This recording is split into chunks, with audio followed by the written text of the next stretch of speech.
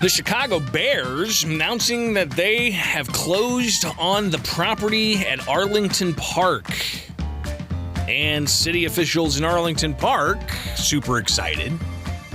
But what about the officials in Chicago? What does this mean for Chicago Mayor Lori Lightfoot and her political future, especially with that runoff election coming up at the end of this month? We got, less than 2 weeks before the voters in Chicago head to the polls to decide who they want to be up on the election for April. So we'll see what happens, but kind of fascinating to see this play out and the political ramifications. Would love to hear from you at 217-629-7970. Do you think the Chicago Bears should move to Arlington Heights? So Arlington Park. We'll, of course, read some of what the Bears had to put here, but I'd like to hear your thoughts at 217-629-7970. It is Springfield's Morning News on 92.7 WMAY, Springfield's News and Talk. I'm Greg Bishop. Thanks for hanging out. You can always join me, even off air. Just search Bishop on Air, Twitter, Facebook, YouTube, and you can catch up on all things there. All right, so let's go to this tweet from the Chicago Bears.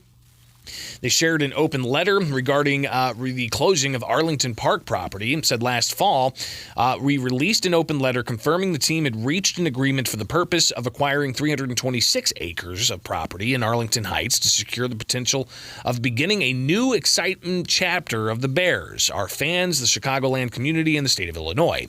This week, we took another step toward realizing the vision by closing on the Arlington Park property. Finalizing the purchase, the Bears said, does not guarantee the land will be developed, but it is an important next step in our ongoing evaluation of the opportunity.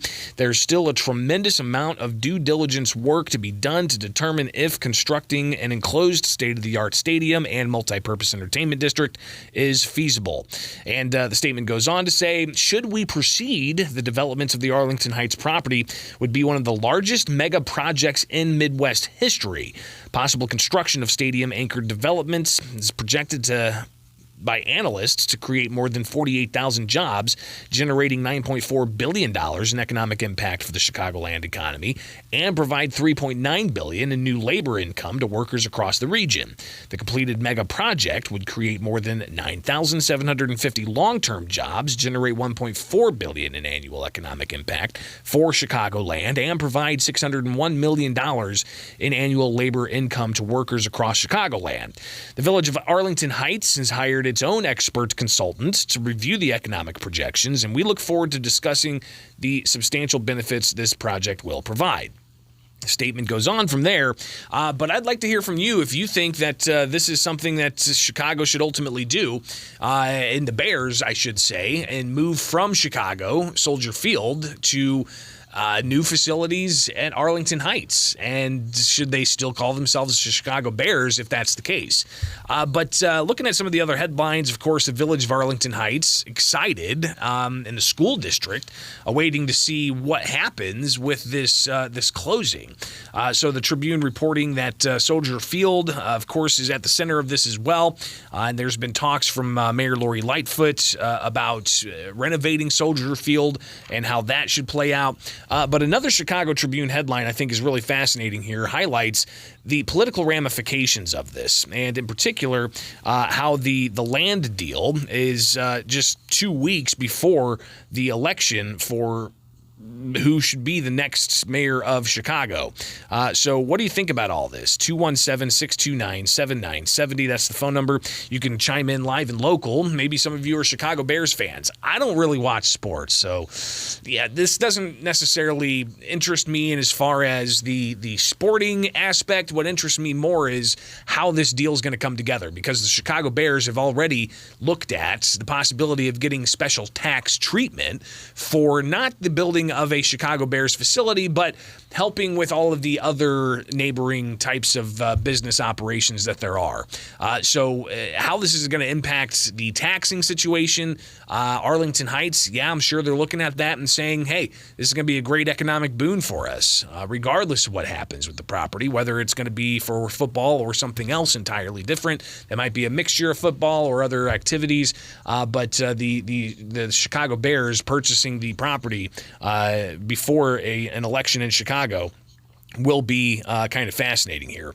One of the comments online says, good, Lightfoot has no one to blame but herself. As usual, everything the Democrats touch goes to expletive. But let's just look at this headline again. All right, Chicago Bears land deal 2 weeks before mayor's election.